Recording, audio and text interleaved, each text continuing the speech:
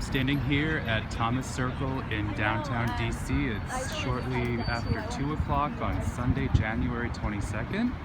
And what you're looking at are many of the signs that protesters left after the Women's March here in DC yesterday. There were over 500,000 people who came to the nation's capital to march against the new administration and to let their voices be heard. And here's some of the remnants of that march yesterday, and folks are passing by, taking in what folks left behind as they were leaving Washington yesterday. It's been just over 2 days since President Trump took office, and he certainly has sparked a lot of controversy, him and his press secretary in particular, with their statements. Sean Spicer blasted the media yesterday at his first statement at the White House, and that was really, quite honestly, it was a very shocking thing to see.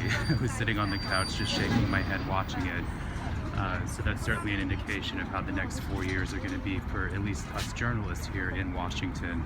But as you can see, a lot of the signs are still on the ground. It's starting to drizzle a little bit, so they're probably going to get destroyed fairly soon. We're supposed to get a lot of rain at some point later today. But yeah, a lot of people have left their mark here in DC. It was extremely positive yesterday in terms of the energy. People were very happy to be out on the streets, really concerned, but really letting their voices be heard, and absolutely no problems in terms of violence, vandalism, as we saw on Friday, unfortunately, during the inauguration. More than 200 people were arrested here in DC.